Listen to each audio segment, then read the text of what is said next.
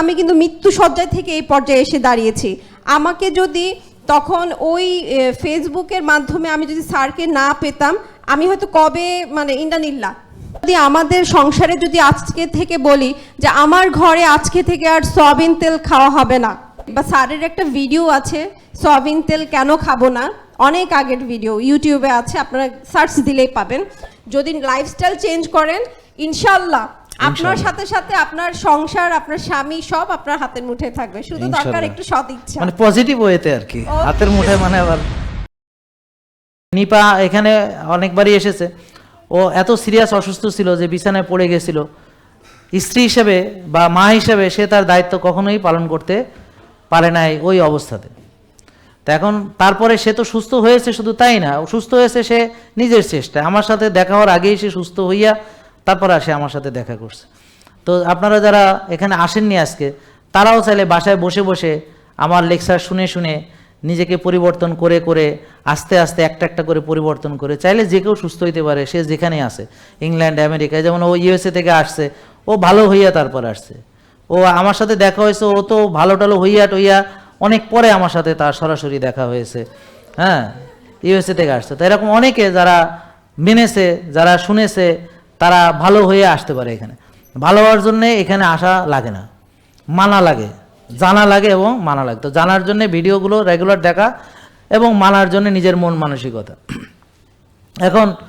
এখন কি করতেছে, এই যে নিজে ভালো হইয়া এটা প্রচার করতেছে, এবং মেয়েরা তাদেরকে সে জিমের ট্রেনিং, মানে অর্থাৎ ব্যায়ামের যে ট্রেনিং, যার যেটা দরকার সে তার সঙ্গে গাইড করে করে তাদেরকে দিয়ে ব্যায়াম করানো, হ্যাঁ, এবং আমাদের নিয়ম মানানো ব্যাপারে সে গাইড করতেছে।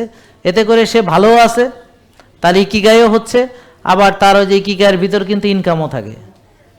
মনে রাখবেন, ইকিগাইয়ের ভিতরে ইনকাম আছে, বুঝলেন নাই? আপনার শখ কিন্তু ইনকাম নেই। ধরেন আপনি নোবেল লিখে খুব মজার শখ, কিন্তু ওখান থেকে টাকা মাল পানি পান না, মানে হুমায়ুন আহমেদ হইতে পারেন না, তাইলে হবে না। বুঝতে পারছেন? হুমায়ুন আহমেদ হইতে হবে আর কি, মানে গল্প লিখে টাকা কামাইতে হবে। আসসালামু আলাইকুম, সবাই কেমন আছেন? আচ্ছা, অনলাইন থেকে যারা দেখছেন প্লিজ একটা করে শেয়ার করে দিবেন। আমাদের জেকে ফিটনেস যে পেজটা আছে, জেকে এরিনা যে পেজটা আছে, এবং জেকে লাইফস্টাইল নামে যে পেজটা আছে, আমরা ইনশাল্লাহ দোয়া করব যে আমাদের যে পুরাতন পেজটা স্যারের নামে সেটা ফিরে আসবে। আপনারা সবাই বেশি বেশি দোয়া করবেন ইনশাল্লাহ ইনশাল্লাহ।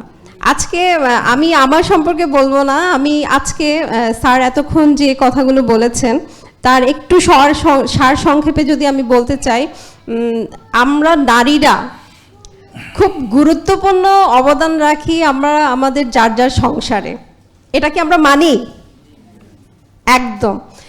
এখন সাংসারিক ঝামেলা বা ভালো থাকা, এগুলো সব কিছু ডিপেন্ড করে একটা নারীর উপরে।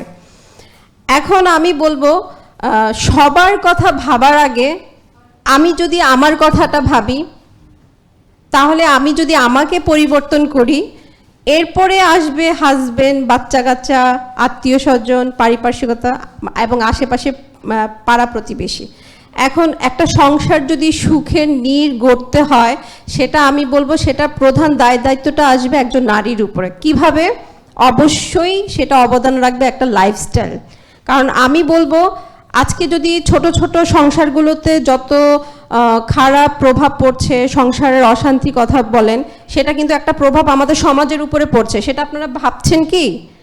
আমাদের যে সমাজে যে আজকে নেগেটিভিটি এত এত ছড়াচ্ছে, এটার একটা প্রভাব কিন্তু সংসার থেকেই কিন্তু বাইরে যাচ্ছে।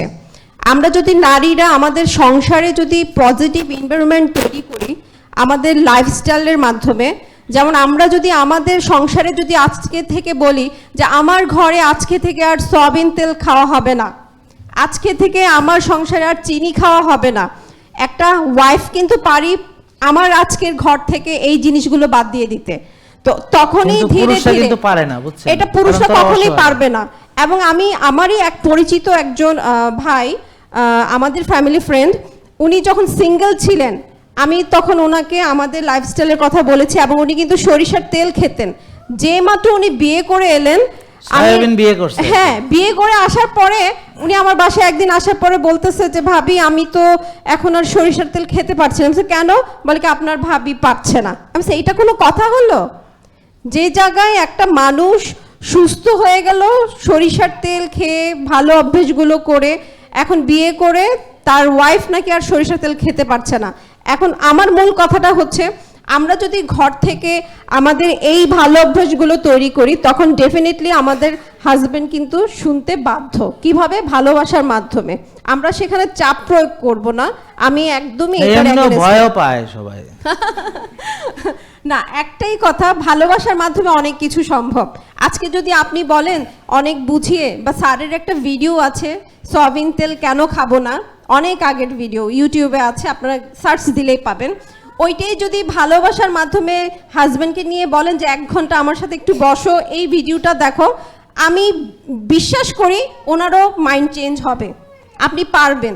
তো এইটার জন্য কিন্তু একটা নারীর অবদান সবচেয়ে বেশি। আজকে আমি এখানে যে দাঁড়িয়েছি, আমি একটু ছোট করে যদি বলি, আমি কিন্তু মৃত্যু শয্যায় থেকে এই পর্যায়ে এসে দাঁড়িয়েছি। আমাকে যদি তখন ওই ফেসবুকের মাধ্যমে আমি যদি স্যারকে না পেতাম, আমি হয়তো কবে মানে ইন্দানিল্লা এর চেয়ে মনে আর বেশি কিছু বলতে পারবো না। বাট আমি তখন স্যারকে পাওয়ার পরে, মানার মাধ্যমে আমি কিন্তু আমাকে একটা সুস্থ পর্যায়ে আনার পরে 3 মাস পরে আমি স্যারকে দেখিয়েছি, লেগেছিলাম। আমি আমার আগে কোনো এইম ছিল না যে আমি বড় হয়ে ফিটনেস ট্রেনার হব, আমি বড় হয়ে স্বাস্থ্য নিয়ে কাজ করব, এই ধরনের কোনো আমার এইম কখনোই ছিল না। হ্যাঁ, তো আমাকে পরিবর্তন করেছে আমার এই লাইফস্টাইল। তো আমি মনে করি সংসারের প্রত্যেকটা নারীকে নিজের ঘর থেকে আপনাদের পরিবর্তন করার জন্য আপনাদের লাইফস্টাইলটা পরিবর্তন করা জরুরি। আগে নিজের ঘর থেকে, এরপরেই সম্ভব বাইরে বাহ্যিক কিছু পরিবর্তন করা। আমার কাছে আপনাদেরকে পাহাড় পর্বত কোনো কিছু পরিবর্তন করার কথা বলা হচ্ছে না, নিজের ঘরকে আগে পরিবর্তন করুন। যেমন গতকালকে স্যার জুম মিটিংয়ে অনেক নারীরা এসছে, নতুন যারা স্টুডেন্ট ওনাদেরকে, যে এখানে ডক্টর এবং নিউট্রিশনিস্ট এখানে এসতে বলেছি। এখানে ম্যাক্সিমাম আপুরাদের একটাই কথা ছিল, হাজব্যান্ড ইগনোর করে, বিকজ অফ ওদের অনেক মোটা, ওরা ইনঅ্যাক্টিভ, অনেক মনোযোগী হতে পারছে না। আমি তখন বলেছি, এই সব কথা না ভেবে নিজেকে কতটুকু পরিবর্তন করবেন বা করেছেন সেটা কি ভেবেছেন? বলে কি না, নিরাশ হয়েছি, পারছি না। আমি মূল ফোকাস পজিটিভ থিঙ্কিং নিয়ে আগে নিজেকে পরিবর্তন করতে হবে। দেন হাজব্যান্ড কেন, আপনার বাচ্চা কাচ্চা, আত্মীয় স্বজন সবাই আপনাকে ভালোবাসবে, হাজব্যান্ড ভালোবাসতে বাধ্য, এলাকার লোকজনও। এলাকার লোকজনও। তো এই জন্য আমি বলবো, নারীদের বড় ভূমিকা একটা সংসারে, সাংসারিক জীবনে নিজেদের সুখ শান্তি বজায় রাখার জন্য। যদি লাইফস্টাইল চেঞ্জ করেন, ইনশাল্লাহ আপনার সাথে সাথে আপনার সংসার, আপনার স্বামী সব আপনার হাতের মুঠোয় থাকবে, শুধু দরকার একটু সৎ ইচ্ছা, মানে পজিটিভ ওয়েতে আর কি। হাতের মুঠোয় মানে আবার ঠিক আছে। ওকে, থ্যাংক ইউ, দোয়া করবেন আমার জন্য। নিপার জন্য পুরস্কার, এই যে হলুদ অর্গানিক। Thank you sir. হ্যাঁ, তো এখন আসলে ও বোঝাতে চাচ্ছে যে ধরেন কন্ট্রোল মানে হলো যে যত বেশি ডিসিপ্লিন সেই অন্যকে কন্ট্রোল করতে পারে, আর যার জীবনে ডিসিপ্লিন নাই সে কন্ট্রোল হতে পারে। তো আপনাদের যাদের জীবনে ডিসিপ্লিন নাই তারা controlled by environment, by surroundings, এবং এর ফলে আপনার নিজের চয়েস নিজের কাছে না। এই জন্য আপনারা আজকে রুগী, এই জন্য ওষুধ খাচ্ছেন, এবং ডাক্তাররা আপনাকে বাকিটা নিয়ন্ত্রণ করছে, তাদের কথায় উঠছেন বসছেন, তো ওষুধ বাড়ছে, এভাবে আস্তে আস্তে অপারেশনে যাচ্ছেন, এবং আপনার যে মূল্যবান যে যৌবন সেটা তো শেষ, আর যে সুস্থতা সেটাও শেষ, তারুণ্যও শেষ, সবই শেষ। তো এই জন্যে আপনারা ওই কন্ট্রোল মানে যার ডিসিপ্লিন আছে তার কাছে সবাই মাথা নত করবে, অবশ্যই সেটা সত্য ডিসিপ্লিন হতে হবে, ডিসিপ্লিনটা সঠিক হতে হবে, আবার ভুল ডিসিপ্লিন হলে হবে না, ঠিক আছে? তো এখন আপনি যখন প্রথম আর্লি ঘুমাবেন তো সবাই অনেক কথা বলবে, কিন্তু আলটিমেটলি যখন আপনার যে পরিবর্তন দেখবে, যে তার যে ডিজিজ থেকে ভালো হয়েছে, তার চেহারায় পরিবর্তন এসেছে, তার শক্তিতে পরিবর্তন এসেছে, হ্যাঁ, তো সব কিছু দেখার পরে সে ভাববে না তাহলে তো আমারও এটা দরকার। এবং একজন মা, ওই যে বলে না একটা শিক্ষিত মা দাও আমরা একটা শিক্ষিত জাতি দেব, তো একটা সুস্থ মা হচ্ছে একটা সুস্থ জাতির কারিগর। জেকে লাইফস্টাইল, ওষুধ মুক্ত সুস্থ জীবন।